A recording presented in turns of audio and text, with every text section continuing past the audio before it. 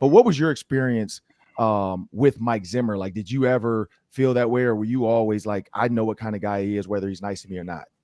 No, it's I love Coach Zim. That's my guy, and he got me. On the field, in the broadcast booth, Ron Johnson is Minnesota sports. One-of-a-kind opinions, big-name guests, the teams you care about every day. It's the Ron Johnson Show, part of Locked On Sports Minnesota, and it starts now. Welcome to the Ron Johnson Show, and I'm your host, Ron Johnson. I'm excited today. Why? Well, I got my best friend. He's one of my good friends, Roy Williams, former Cowboys safety. Also played for Mike Zimmer, so you want to stick around and hear what he has to say about Mike Zimmer. But I went to the Minnesota Wild game last night. As I bring Sam Ekstrom in, my producer. Sam, I just got to tell you, Sam, I'm kind like, I don't want to be a hockey fan right away. Like, I don't want to come out and say, I'm a hockey fan, but what I'm not going to say is that I'm not walking around today with this. Like, I got one of these last night. I was twirling it. I was out there twirling it with the fans. I'm twirling it. And, my wife's looking at me. She could not believe, that I actually let go and had a little fun with the fans. We're high-fiving everybody. We're sitting next to the Wild. Thank you to the Minnesota Wild for the tickets.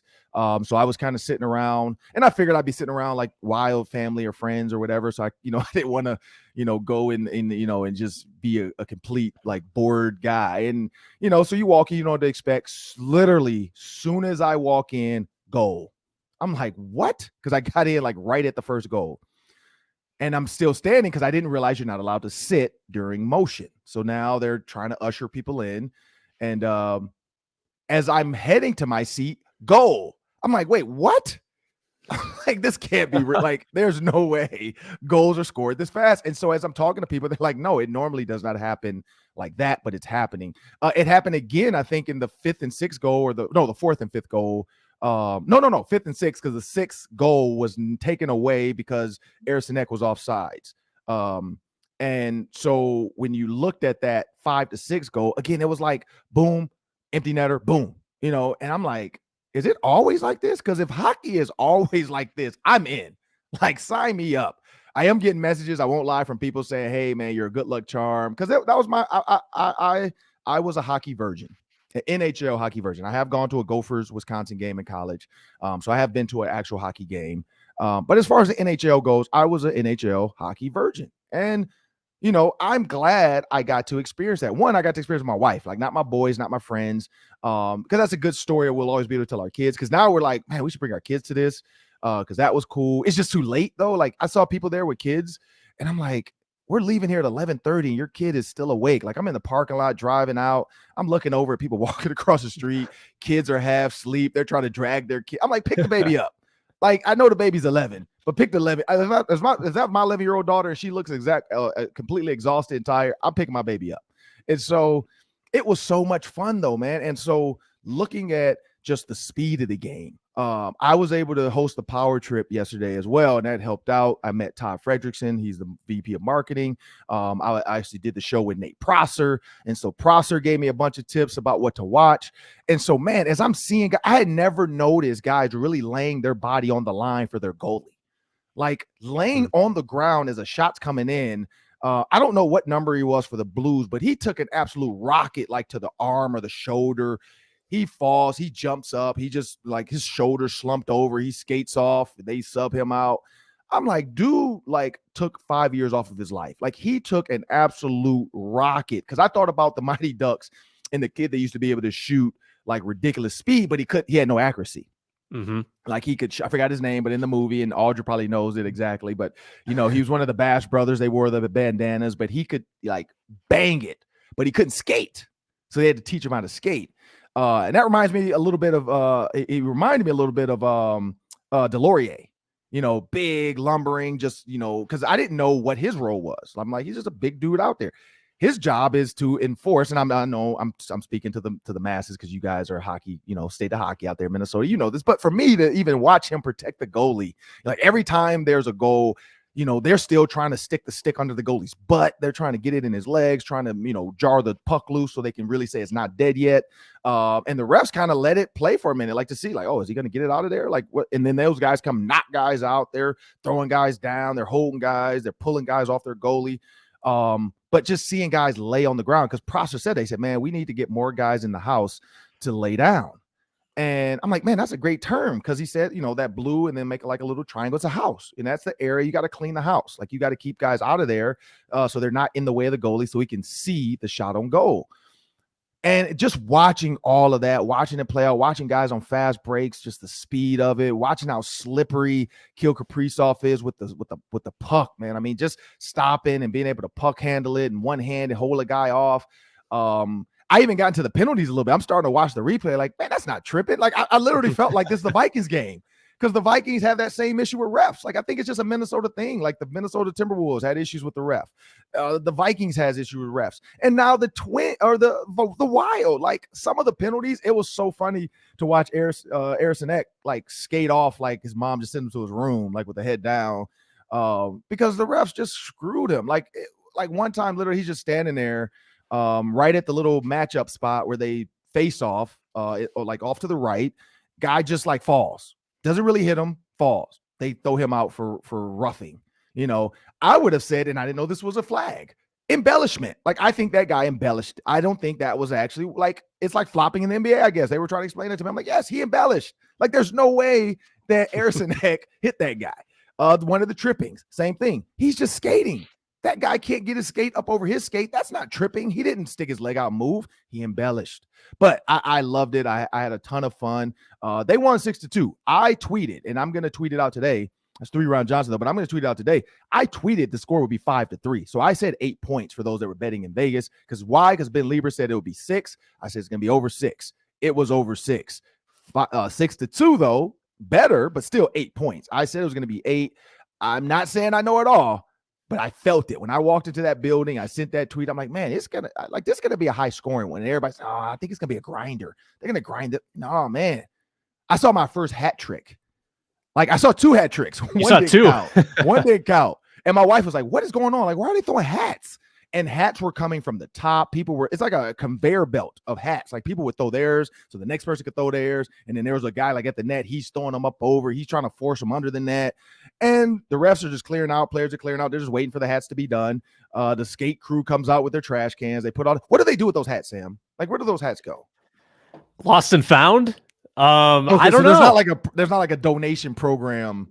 Maybe homeless or something. There might be. I mean, it'd be hard to get your own hat from that many hats and not steal other people's hat, right? I mean, it would be a free for all. I don't know where they would have that stationed to pick up your hats. So maybe they do give them away.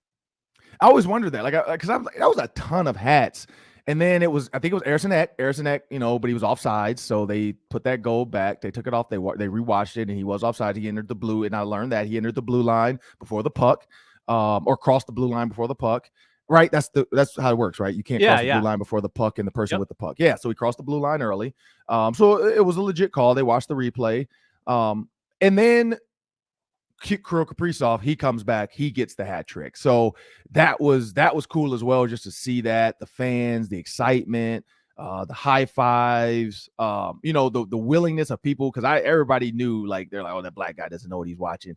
So the willingness of people like to just talk to me. A lot of people actually knew, because they would listen to K-Fan, and they actually watched the Ron Johnson show. I found out too, because a lot of people were coming to me like, are you going to talk about this tomorrow? Like, did you enjoy it? Did you have fun? Like, so it was cool to see now, like, after doing 8 years of media in Minneapolis, that people actually recognize me out now, and they're asking me about, my experience. Am I having fun? So no, I completely enjoyed it, Sam. But let's talk about the game a little bit, Sam. Like, for you, what do you think now? Like, it's 1-1, because now I hate to be a rube, because now I feel like it, but I do still feel like Wild in 6. I think I say Wild in 6. So I think they can do it, because all they have to do is steal one on the road, maybe 2. They steal the first one on the road Friday. They can then, now you got them questioning, like, man, they really put 6 goals up on us. Now are they questioning? Now Fleury, he's, and that's the other question. Do you stick with Fleury now this whole series? Or do you give Cam Talbot a chance on the road? Like, I'm concerned about that too. Like, what do you think? Yeah, I mean, the Wild rolled the dice by sticking with Fleury, and it paid off. I thought he was pretty strong in that game, and it got a little dicey there, Ron, early in the third period when it was 4-2. Yeah. Blues Yep. had a power play. They could have Yep. easily cut that to 4-3, and then you're gripping your stick tightly. But the Wild survived. Fleury was good. He made sure they didn't lose that lead, and they broke Husso, who I'm sure you were in on the chance, Ron. Yeah. Husso. They figured him out a bit too. So They now went they go from to who St. so Louis. to who sucks. So it Ooh. was a couple different ones they had, and then they did the Husso sucks. So it was like Husso sucks, then who sucks. So it was. My wife was like, "That's not nice." Like that's Sort of a not blend nice. of Yeah, the my words. wife wasn't. My Yeah. wife wasn't happy with that one. She's like, "That's not nice." She's like, "What are they saying?" I'm like, "Well, they're saying Husso," and I pointed to the goalie because he's in front of us at that point. And then when they got to who sucks, I think when it was the fifth goal, I think they started saying who sucks. And then she's not a proponent of the taunting of players. She's a very fair play athlete, and so she was not happy with the Minnesota Wild fans when they did that one.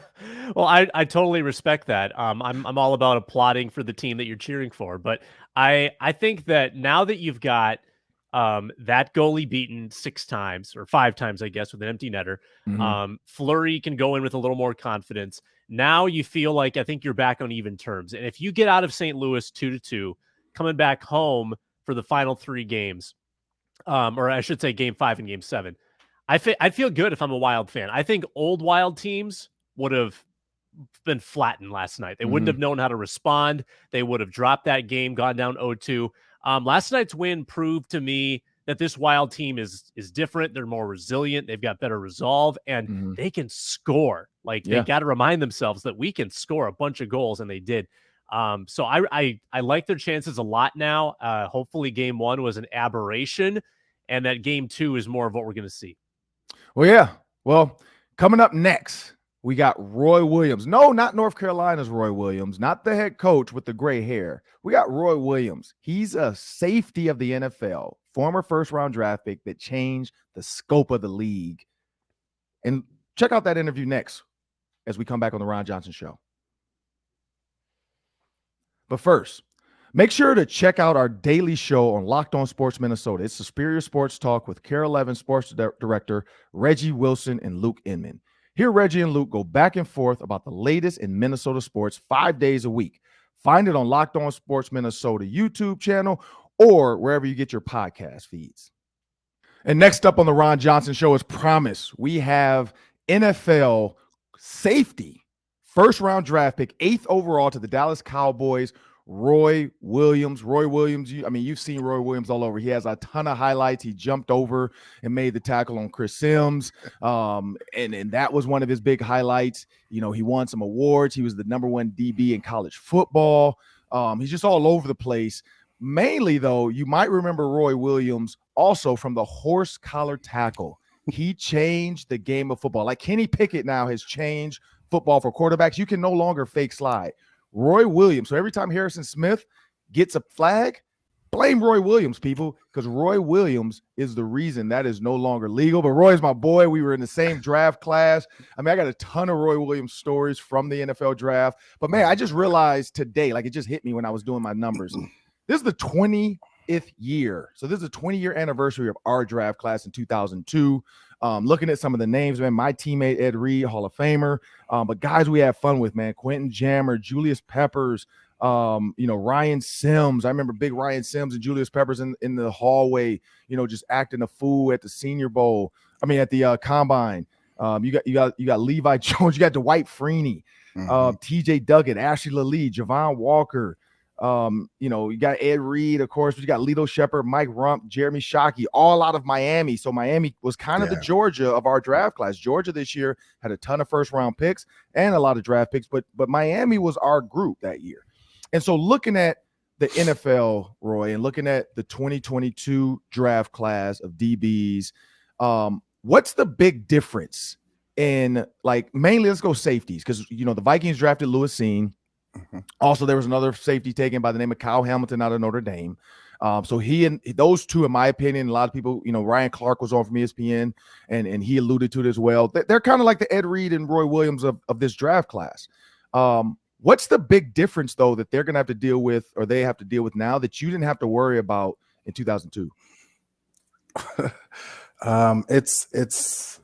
First, I think it's funny that you didn't mention the quarterbacks that were drafted in our draft.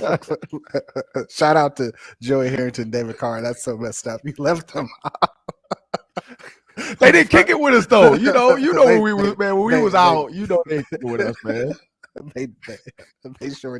They're probably smart that they didn't hang out. Their stock would have probably dropped. No, seriously. And I honestly, I thought it was kind of messed up, like looking back at it now too, that people were trying to make it a controversy between myself and Ed. Yeah. And I get the whole hate mail, like, oh, Ed should have went before you. You know what? He should have. I mean, let's be honest. But the Cowboys wanted my style of play, and that was being close to the line and creating havoc. Ed Reed, his stats and his all his accolades speak for itself. I mean, I sit back in my back patio, smoke cigars, and I watch Ed Reed highlights at times. You know what I mean? I watch other players, but I just appreciate what other players brought to the game. Like I don't watch an envy. I literally watch like in amazement because I appreciate everybody's different talents that they brought to the game. Yeah. And as a kid, you just hope, one, to get to that level to the NFL, and two, you just hope to make an impact. And I think I added a extra layer as far as the horse collar and other rules that they deem dirty are defenseless receivers and helmet to helmet and all that stuff. So I felt like I added something, and everybody else will. And the safeties that we're speaking about now, I don't think there's a controversy. I think they're just two different style of players. One's more hard nosed and one's more of a ball hawk. Mm-hmm. And it's the game has changed since you and me have been in. I mean, literally they had 4 different or 5 different variations of what the horse collar tackle was when I played. I mean, they said you can grab inside the back of the shoulder pad and bring them down. And then they were like, well, but you can't slide into their legs when you do it. I mean, there are so many different variations of how you can do it. You could do it, but you can't do it. And it's just like, it's so frustrating. And but speaking about the safeties, I feel that the game has changed, and it's more conducive for the offense to, get off and, light up the scoreboard. I mean, that's what the league has come. There's no intimidation factors now. I mean, when you have receivers small in stature, no need to name no names because I'm not taking any shots at anybody, but receivers used to be scared to come across the middle back when we played. Like, I'm probably not going to run that dig route. You know what I mean? Now they run it without even, they have no, there's no fear factor. And, if I come across that middle, I may get hit. Nah, they don't even got to worry about that now, so, and athletes now have kind of adapted to that style of play and letting the receiver get 2 steps, 2 feet down and make a move and then tackle them. So I think they'll be fine.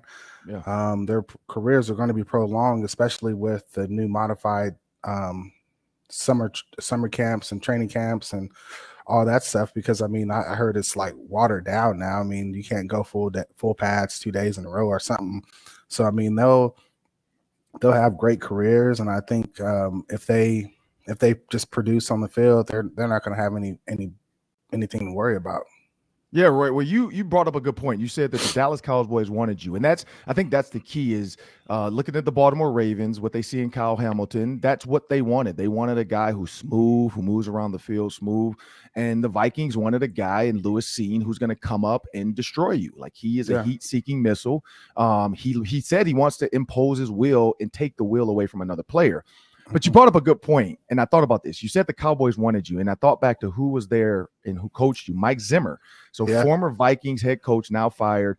Players on his exit made some interesting comments, and a lot of players were saying like the atmosphere around Mike Zimmer had become kind of like, not always friendly, not always welcoming or inviting sometimes.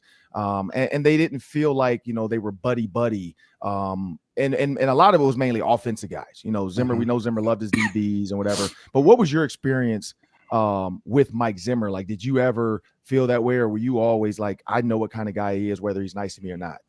No, it's I love Coach Zim. That's my guy, and he got me, he challenged me just like my coach at Oklahoma challenged me, Mike Stoops. So, it felt like I went from my situation in college from Mike Stoops to Mike Zimmer. It was that tough love, call you any and every name in the book. But he knew what buttons to push to get the best result out of me. And it's that added pressure as being a head coach from being a DC, and you're kind of shielded when you're a DC because the head coach takes pretty much all the hits. And so if the atmosphere changes, probably because of added pressure got on Zim, and he's scrambling, and it's tough to deal with that pressure when you're the guy, and especially when you're the guy, your defense is playing good, but offense is inconsistent. And so, he's like, y'all need to get y'all stuff together. It's I ain't gonna say it's blame game, but there's a lot of added pressures that it's tough to explain if you've never been a part of it. And I really hate that, Zim got let go, but I get it. If you don't win, you got to go. But I really feel I'm happy for him because he got to do what he set out and wanted to do, and that was to be a head coach. And so I'm very excited about it. And he regardless of him being fired or not, you will never be able to take away the things that he did in the community of Minnesota. Yeah. He made him and his family have done so much for just the city of Minnesota. So just before people throw hate and gasoline on the fire to say bad things, just remember about the people that he uplifted and inspired. Yeah. And so when you look at Louis Cine, so let's move forward to the new Vikings regime. And I kind of explained Louis Cine, his comments to the media were that, he wants to impose his will. Like he wants to come up and make a big hit. He wants to ignite and get everybody excited.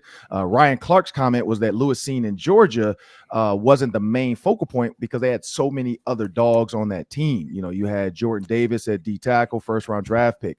And so you had, your linebacker, first round draft pick. He had so many top players on that team already. The cornerback, one of the, drafted NFL cornerback. So they had a lot of players. But when you look at Louis Cine compared to you, and you were, similar hitter, what in your mind advice could you give him for a guy that plays like you? Cut it loose. Literally cut it loose. Have fun. Like at the end of the day, I understand his thoughts as far as, because I think I said the same thing. Like I just want to suit up and hit people and have fun with a smile. And I feel that he can do that, and but at the same time, you need to understand, like, don't play this game for free. Like I know you want to impose your will, but at the same time, this league is not the league of the 80s and 90s and the early 2000s. This is it's a new day. You can't be, hitting people like that. And here's the deal. He can kill and crush as many people as he wants. The thing is, how many injuries are those players going to sustain? And when I say that, what I mean by that is he's not going to be able to blow people up high. He's going to have to take them low. And what comes low, you got ankles and knees. And, some people are going to end up being hurt. So he just has to be prepared for that and understand that,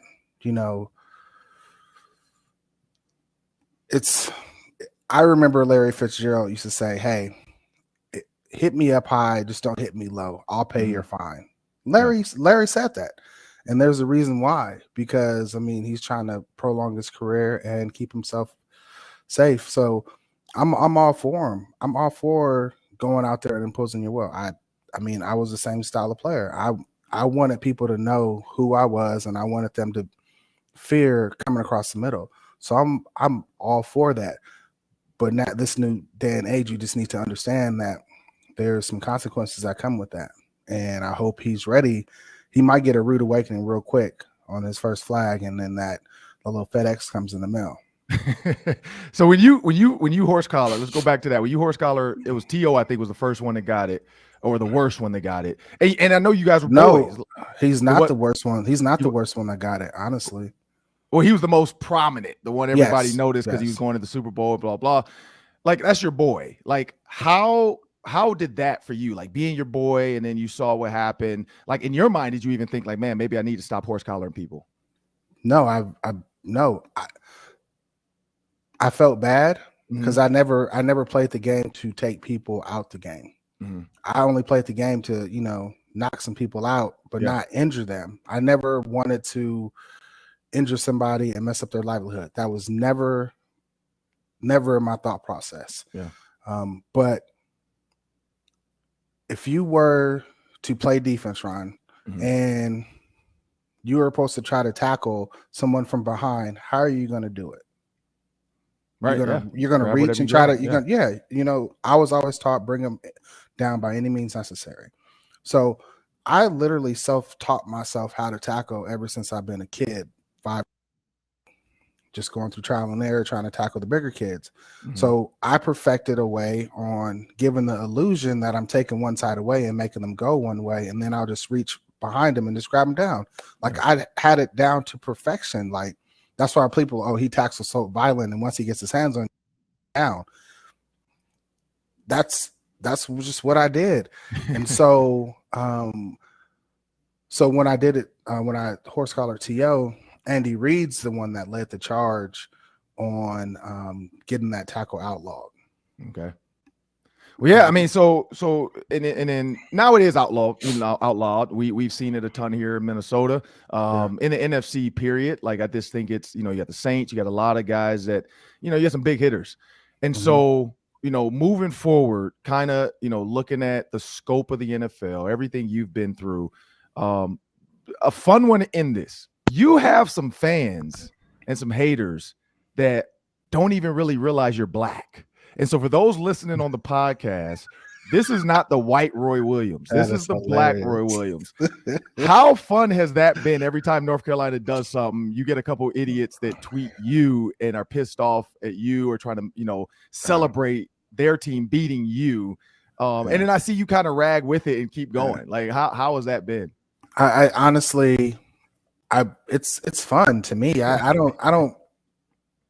It's not me. So, I mean, you're over here getting worked up about it. And this is how I look at it. It's like, I can get upset and send like, this is not me type tweet, or have fun with it. And you never know what somebody else on the other side of their phone is going through. So give them a little laughter. It's like, I'm not saying I'm a comedian, by no means. I'm far from that. But if I can give somebody some comic relief to ease up whatever they got going on in their day, I'm gonna roll with it, and people are like, there's people that respond like, man, I really needed this laugh. I mean, it's been a hard day. So it's just like mission accomplished. I don't care about that. And I do have fun with it because I think it's real funny that just because there's a check by somebody's name that says Roy Williams, you think that's the coach. If you really look at the picture, it's an African-American guy. So you think Roy Williams is posting pictures of his players on his profile. Like, come on. But it's I enjoy it. It doesn't bother me none. I don't even post half of the stuff that I get. Right. I even get a ton of stuff on Instagram too that I get tagged in. It's crazy. Yeah, no, I've seen you post over to talk about like have fun with Roy Williams last night, and it's like they tag you, but it's coach. Yeah. So, but last one too. So I lied. That was the last one. Funny one. Cause you said you're not a comedian. So I gotta go back to the story of 2002. As we mentioned earlier, the quarterbacks did not hang out with us. Like, I don't know why they did not hang. Oh, no. Josh McCown did though. I will say that. Josh did, McCown hung out with us. Josh the homie. So Josh McCown and Antoine Randall, but he wasn't a quarterback, he was a receiver. And so myself, you, Josh McCown, Randall, Marquise Walker, like I said, Ashley Lilly, Dante Stallworth, Javon Walker. We're Clinton all Portis. Yeah, Clinton Portis. Yeah, because Clinton Portis was the young one that wasn't 21 yet. I remember that. So we're all going out to dinner. And for those who don't know the story, the rookies, the top 32 most marketable rookies, they call it, they get flown out to a location. Ours was the Rose Bowl in California. Mm-hmm. We get to a 5-star hotel. We got robes, slippers. You got a gift basket. And me, I'm like, man, a gift basket? What am I supposed to do with this? Yeah. And I'm taking pictures of it. My mom's like, oh, yeah, just bring that to me. And so we head to dinner. Everybody's suited and booted. We got FUBU, you got Aniche. For those that don't know, white people, those are brands that we used to wear back in the 2002s for the African-American culture. Yeah. But Roy Williams, Sean John. Roy Williams shows up to dinner with a diamond out watch. Now let's get that straight. Spent some hefty cash on that. Probably a chain, I think, and a robe. My guy wore a robe to a 5-star with like a bottle of champagne. I think the picture, he's holding a bottle of champagne at the dinner table in a robe. And my guy got up and does the toast for the group. And I mean, the pictures, I wish we had digital pictures, but I'm trying to reach out to them and get some. We had some great photos. I mean, it's like me, you, Randall L. You got Julius Peppers in there. I mean, you got, like I said, you got all of the top guys. I mean, you can see the quarterback sitting off to the side with their head down. They're not trying to hang out with us. David Carr's over there like, man, I'm not a part of this. What was your thought when you came out the room in a robe, knowing you were about to get into a limo and go to a 5-star restaurant? I think that restaurant was Keyshawn Johnson's restaurant. It was. Yep. Right. If I remember right. Keyshawn's. Yeah. Oh yeah. I did not care, not to be disrespectful, but I honestly, I did not care because it's like, let's go back to elementary, middle school days when I used to imagine myself running a touchdown into the end zone thinking I was Tony Dorsett. Yeah. Thinking I had the vision of playing for the Dallas Cowboys. So I made it. Yep. Like, it's like, no one can take this away from me now. Like, I'm a Cowboy, So I wasn't wearing a robe. I honestly, I thought that was the coolest thing. I've never had a robe in my hotel room before. And I was like, I felt royalty. Like, I'm putting this on. Like, who's going to say something to me? Like, so I would literally, every time I got to suit up for the Cowboys, I was a young kid living out a dream, and then being able to experience that, like, think about it. Every time you see me at that rookie deal, I was smiling, having fun. Like, no one could take that joy away from me, from any of us. Like, we got to reach the pinnacle of what we set our dreams out to be. And we're a part of an elite group. No, man, I didn't even think about it. I was like, throwing this robe on. I had clothes underneath it, but I was like, dude, we chilling. Right. Yeah. For the people that don't, he didn't come out naked. No, he had on clothes. Yeah, I had clothes on. And I don't drink, but I was just like, dude, we need to embrace this moment. Like, you know what's funny? I do remember you saying that too. You were like, I don't even drink, but give me a bottle of champagne. Yeah, I don't drink. I know you. I think you just poured everybody's drink. Like, I'm pretty sure you grabbed a bottle, poured it for everybody. Because I mean, I personally, I was a 4th round pick, so I'm looking at the table. You got Julius Peppers, he was 2 overall. You got David Carr. I'm like, I'm not paying for this. Like, y'all got 1st round money. But then we found out later Keyshawn took care of it. Like, that was Keyshawn's deal with the NFL, getting the rookies out to his restaurant. The NFL, I'm pretty sure, hooked Keyshawn up with some publicity. Yeah. But no, Roy, man, like Super Bowl, Pro Bowl, everything I went to, man, that you were there, man. We always have fun. I appreciate the friendship. Like, you always were there. Man, it's just because this league, man, you just never know who you're going to click with. And then who you kind of be like, man, I can't really be around that guy. And I appreciate you for that reason, man, because you were a guy I knew if I'm around, I'm not going to get in trouble. Like, you weren't a guy that I felt like we're going to wake up the next day and our name's going to be in the paper. There's going to be some stories about what we did. Like, but we ain't gonna be in the paper. Like, it's gonna be some stories on the bus the next morning because Antoine read that everybody's getting up like, man, what was y'all doing over there, man? Like, everybody in the club was coming over to y'all table and blah. Like, it's gonna be some stories, man. Like, that's why I look back, man, like hanging out at the NBA All-Star game. I got Mike Rump coming up, Ed Reed, Philip Buchanan. Why? Because I'm sitting over there next to, behind Destiny's Child. And they're trying to figure out how I know Beyonce and why are they actually having a conversation with me? Because I met them in college. When I was in college, I met them, and so we stayed friends. And so, like, man, like, we really had a lot of fun. And I only played 3 years, man. Like, I bounced around my 4th and 5th year, and I was done. But I will say, man, like, I lived it up. I enjoyed y'all, man. And then even after I was done, man, I enjoyed watching you play. And I tell safeties this all the time. I'm gonna tell Lewis Seen this. We're interviewing him tomorrow.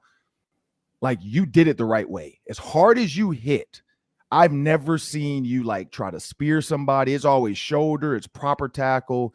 And that's probably why you never really had to come out with like ridiculous, crazy stuff where people hate you, because it was never really dirty. I've seen some dirty players, and that Larry Fitzgerald quote, man, that's probably the best thing I've heard. But I want to thank Roy Williams for joining me on the Ron Johnson Show. Up next is the Daily 3. That's 3 questions, 3 minutes. Stick around for that. Do you want smart post-game reaction from insiders that cover your favorite sports teams?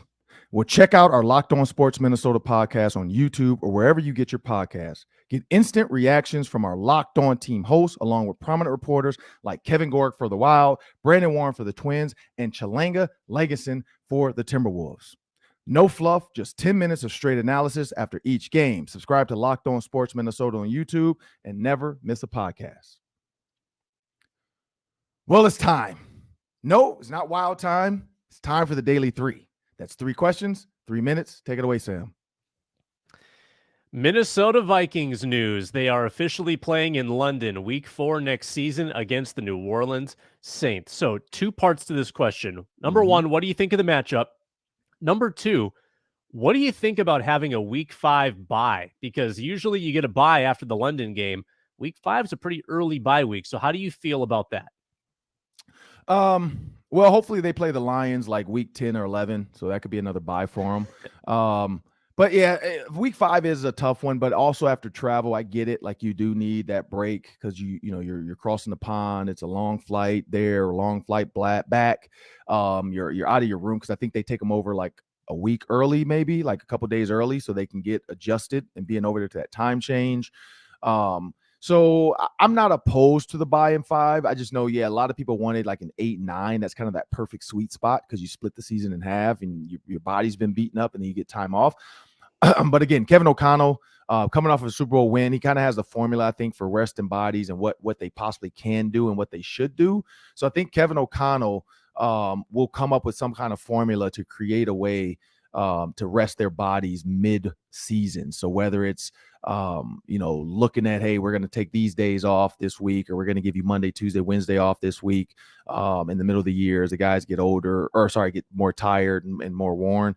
But yeah, no, I don't see it. I think it's fine. I'm glad it's the Vikings not losing a home game. It's the Saints are going to be a home team. So I think that's the positive of that one. The Saints lose a home game, so it becomes a neutral game now versus going to the Saints, dealing with the Saints fans, dealing with the Saints crowd. I think when you go over to London, for some reason, it seems like the Vikings have more fans than most teams. So they will have more. I think like New England's up there too, and only because people love Tom Brady and they won so many championships in the last like 20 years. And so that's kind of become the international team for people to look at when they're looking at, because Super Bowl gets played everywhere. Day-to-day games do not. So if I'm only getting big time playoffs and Super Bowls in other countries, well, if I'm watching, I'm only watching Tom Brady, and Tom Brady's won most of the Super Bowls he's played in, some great ones too. If you look at the Falcons, New England game. So I think New England is up there also because it's New England. So people are like, oh wait, is that our team too? Because we're London, but whatever. We're old England. That's New England. But yeah, no, I think it's going to be tough because it's only going to be 3 weeks of training camp and preseason, and then you're going to play 4 games and then you're on a bye. So that's a little tough because now you have after that you have a 13 game stretch of no rest, and then you hopefully are in the playoffs. So yeah, that's gonna be tough sledding. Hopefully they can put some like Audra said. Hopefully they can get a good GPA early in the season so they can get some early wins. So that as they start to get tired down the stretch, they've already built up a cushion, so that every game, like from week 12 on or week 13 on, 13, 14, 15, 16, from that point on, hopefully every single game isn't detrimental to them making the playoffs. Hopefully it's like, all right, we just got to win, 2 out of the next 5 and we're in, something like that, where they've already kind of accumulated maybe 8 wins or 9 wins by week 13. Because if they're 9-4 by week 13, I think that's huge. But again, you still can't falter because if you lose all of them, you're back to 9-8. But I think 9-4 by week 13, if that's a good gauge. I haven't looked at this. Like I said, I'm starting to get schedule leaks here and there. I'm starting to get some info. Mm-hmm. So once I get that, I think I have a better idea. But no, I don't like the bye week in 5. But who knows? Who knows what the NFL will do? Yeah, it is a pretty favorable schedule, though. 9 home games for the Vikings this year, only 7 true road games, and then the neutral games. So it's a pretty good outlook. We'll get that schedule sometime next week. And if the Lions suck, that's a home game because their fans will not show up. So kind of true, except the Vikings lost there last year. True. Which was not great. Urban Meyer, the fired Jaguars coach, reports are he could be back at Fox doing studio analysis for college football next year. Amidst all the drama around Meyer, do people still want to hear what he has to say? Man, there's so much going on in this world. I think Urban Meyer, he rode the wave of shut the heck up and let the world do what it does, and that's give me some more hot headlines. You got people out here casting out demons of abusers at rallies. Like if a woman abuses a guy of whatever he did, you can't cast it out with Jesus. Like you can't say that woman's just lying and Jesus will fix this. Like what is going on with people? So when you think about that, like, you got players, asking for big trades and money. You got people, testing positive for PEDs. Urban Meyer, was he an idiot? Yes. Did he do anything to hurt anybody besides himself? No. Like everything he did was consensual. Everything he did was absolutely dumb. He abandoned his team and stayed back and hung out at a bar, and we know what happened. He played quarterback and she was his center. Yeah, it was just what Urban Meyer wanted to do. But no, I don't think anybody cares. Like, I think if he's on TV, you're going to have some people that fake hate him and they're going to tweet about, I can't believe they put him. But he didn't do anything besides make a bad decision. Like, he just made a bad decision, and the Jacksonville Jaguars fired him because other reports were coming out about stuff he was saying, like, being mean to players, being mean to kickers, saying stuff to players, so on and so forth. But no, I think people still want to hear what he has to say. At the end of the day, people aren't going to turn Fox off because he's on. I think you're going to get tweets every time he makes a comment about something that could be considered an innuendo. So I think from a marketing standpoint, they're like, hey, look, this guy's going to move the needle. Like, people are going to, if he does something and we can get a soundbite, because people, are quick on the trigger, it's going to be out there. Like, if he says something like, I really love hot buns with my hot dog or something, it's gonna blow up. People are gonna be like, hey, you need to stay away from hot buns. That's what got you in trouble last time. Like, that's why I don't think it's gonna matter. There's so much going on in this world, man. You got war, you got, Roe versus Wade, Brown versus the Board of Education now is being questioned. People don't think people should get free public school. Like, what? So it's getting crazy. Where Urban Meyer is a blip on the radar right now. Yeah, fair point. It's such a safety net now for these coaches to fall back on TV because they get the cushy schedule, they get the big money. Mm-hmm. It really is not that bad to get fired these days for some of these like high profile guys because you've got an easy paycheck coming your way. John Morant is averaging 40.5 points per game so far in the Warriors series. Do the Wolves deserve more credit for the way they defended Ja in their series where he only averaged 21 points a game? No, They lost. So no. Like I saw Patrick Beverly tweet that out too. Like he never put up 47 against us, but they won. Like there are no moral victories. Like we can't try to find a moral victory in this for the Timberwolves. They lost. They should have done more. Maybe let them score 40. Because then the rest of the team can't help when he's out. Like that's what I think we're noticing is like now he cannot go out with the clip he's playing at because they are now reliant on him. They now need him to do what he's doing.